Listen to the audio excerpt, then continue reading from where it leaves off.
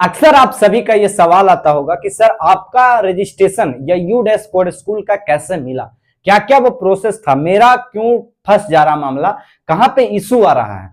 मेरा स्कूल में जो भी हुआ वो मैं आपके साथ बता चुका हूं, पहले भी बहुत सारे वीडियो आपको स्टेप बाय स्टेप बता दिए हैं। लेकिन आज का ये वीडियो में मैं आपको बताऊंगा कि कहां पे वो मामला फंसता है, कौन कौन से ड्रॉबैक आते हैं जहां पे आपको सावधानी बरतनी होगी एज ए स्कूल डायरेक्टर या संचालक के रूप में। आपको इन बातों को ध्यान रखना होगा। सबसे पहले आपको पता है कि सबसे पहले अगर आप स्कूल को रजिस्टर करना चाहते हैं, आप यूडेस कोड लेना चाहते हैं, तो आपको सबसे पहले क्या करना होगा, आपको उस स्टेट का एजुकेशन डिपार्टमेंट का जो वेबसाइट है, जो कि मैंने आपको बता दिया था, उसका लिंक भी डिस्क्रिप्शन में डाल देंगे। वहां पे आपको जाना होगा, उनके फॉर्मेट को पढ़िए आप। उसके बाद आपको एफिडेविट निकालिए। एफिडेविट निकालने के बाद आप जो है उनको अप्लाई करेंगे। उसी ऑनलाइन, सारा प्रक्रिया ऑनलाइन है। कोई भी ऑफिस आपको आरटीओ या आरटी कहीं भी आपको जाने की जरूरत नहीं है। सारा प्रोसेस ऑनलाइन है। ये ऑनलाइन करने का प्रोसेस भी आपको पहली वीडियो में बता चुके हैं, सारा कुछ बता दिए हैं। अब जो है कि आप जो है फॉर्मेट निकाल लेंगे। फॉर्मेट निकालने के बाद आप अप्लाई करेंगे, और अप्लाई करने के बाद जैसे ही आपका एनरोलमेंट नंबर आपको मिल जाएगा, उसके बाद आपके पास फोन आएगा विद इन 15 डेज के भीतर आपके मोबाइल पे एक एसएमएस गिरेगा या फिर डायरेक्ट कॉल आएगा अधिकारी का कि हाँ सर, मैं आपके स्कूल में विजिट करने वाला हूं, आपका स्कूल का लोकेशन बताइए, एग्जैक्ट कहां आना होगा, हमको वेरीफाई करना है। इस प्रकार से कॉल आएगा, और कॉल आने के बाद क्या क्या जानकारियां ली जाती है, तो यहां से आप समझेंगे कि एज ए स्कूल संचालक अगर आपको यूडेस कोड या रजिस्ट्रेशन लेना है आपको, तब आपको क्या क्या रिक्वायरमेंट होगी, क्या क्या आपको रिक्वायरमेंट फुलफिल करने होंगे। तो सबसे पहले बहुत सारे लोगों का समस्या आ रहा था कि सर मेरा बार बार रिजेक्ट क्यों हो जा रहा है। उसके कारण बहुत सारे हो सकते हैं। देखिए, स्कूल का अगर वेरिफिकेशन रिजेक्ट आपका हो रहा है तो बहुत सारे कारण हो सकते हैं, एक कारण नहीं हो सकते। पहला कारण यह भी हो सकता है कि जो भी आपका बताया गया है वो उसको जो भी एरिया बताया गया होगा स्कूल का, उस एरिया जो है आपका कंस्ट्रक्शन आपका हो सकता है गलत हो। कंस्ट्रक्शन का भी इश्यू आ सकता है। जैसे क्या है, जैसे मान लिया जाए कि बीच गांव है और गांव में आपका स्कूल है और स्कूल आसपास गली है, तो इस प्रकार के स्कूल को अवॉइड करना चाहिए। अगर आपका नया स्कूल है तो आप अवॉइड कीजिए इस जगह पे आप स्कूल, मतलब कहने का ये सेंस बनता है भारत सरकार को कि भीड़ भाड़ वाला इलाका में आपको स्कूल नहीं चलाना है। ठीक है, भीड़ भाड़ वाले इलाके में जहां पे ज्यादा भीड़ होती है वहां पे स्कूल आपको नहीं चलानी है। इसके पीछे बिहार सरकार ये लॉजिक देती है कि भाई साहब, अगर भीड़ भाड़ वाले इलाके में आप स्कूल चलाएंगे तो गाड़ियां आएंगे, हो सकते हैं कि बच्चों को एक्सीडेंट रेट यहाँ पे ज्यादा हो। इस वजह से आपका कंस्ट्रक्शन साइड यानी स्कूल की बिल्डिंग जो होगी वो भीड़ भाड़ वाले इलाकों में नहीं होना चाहिए। ये पहला कंडीशन था। दूसरा कंडीशन में क्या था कि आपके स्कूल जो है, मान लीजिए ये स्कूल है, तो आपके स्कूल के चारों ओर प्रॉपर बाउंड्री होनी चाहिए, जिससे बच्चा एक बाउंड्री के लिमिट में रहे, और प्लेग्राउंड होना अति आवश्यक है। तो ये भी क्राइटेरिया को फुलफिल नहीं कुछ लोग करते हैं, कि कुछ लोग कहते हैं कि सर मेरा बिल्डिंग तो है लेकिन प्लेग्राउंड नहीं है सर। तो प्लेग्राउंड नहीं रहेगा मेरे दोस्त, तो आपको ये सब बनाना होगा। बिना प्लेग्राउंड का कोई नहीं होगा। हालांकि हम लास्ट में, अब वीडियो के लास्ट में हम आपको बताएंगे कि इन सारी चीजों को आप बाईपास कैसे कर सकते हैं। आप इन सारी चीजों को बाईपास कर सकते हैं, लेकिन हम उसके बारे में अंत में आपको बताएंगे।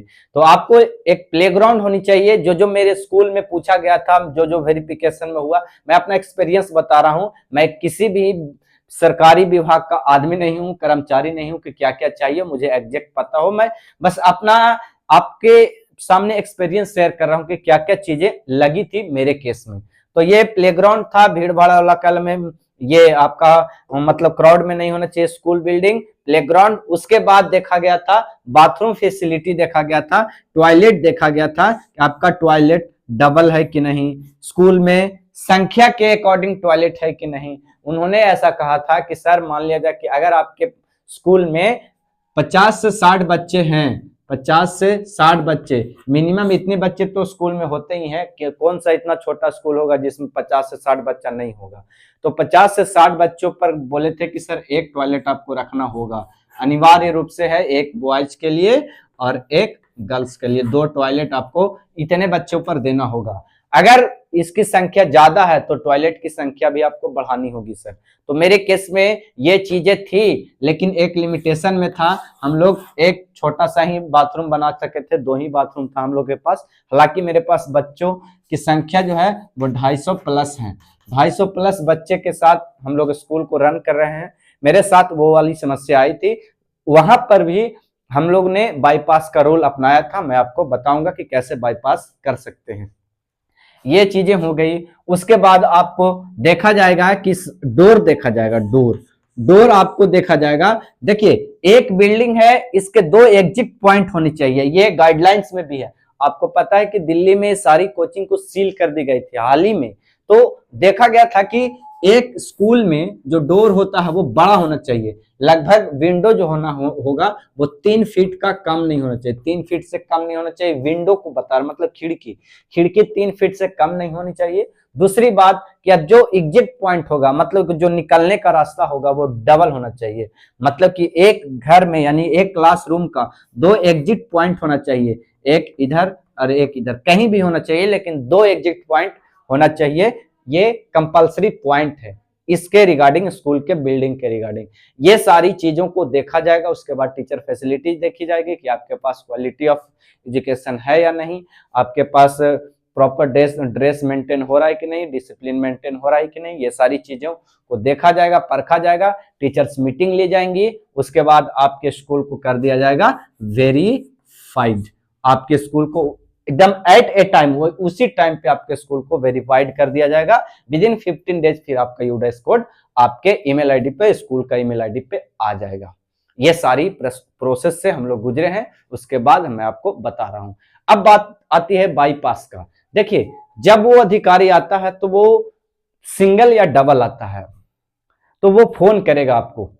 तो एक बार के लिए आप उसको थोड़ी सी मतलब घुमा सकते हैं आप उसको, कि फोन जैसे ही आए कि आपके सामने, तो आप मतलब होता है कि जैसे ही फोन आया तो आप डर गए, बौखला गए कि सर आइए ना सर, यहाँ है सर, वहां है सर। ऐसा नहीं, आपको डरना नहीं है। आप बेहिचक एक बार उनको मना कर सकते हैं कि सर आज हम दूसरी जगह पे आए हुए हैं, आप थोड़ा सा परेशानी है तो कल आइए। आप ऐसा करेंगे तो थोड़ा सा वहीं से मूड उनको पता चल जाएगा कि वो गुस्सा करते हैं या क्या करते हैं।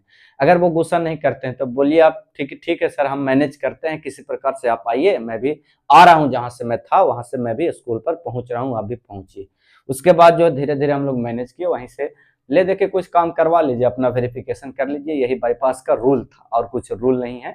और ये सारी समस्या आपके सामने अगर है तो आपको ये प्रोसेस गुजरना होगा।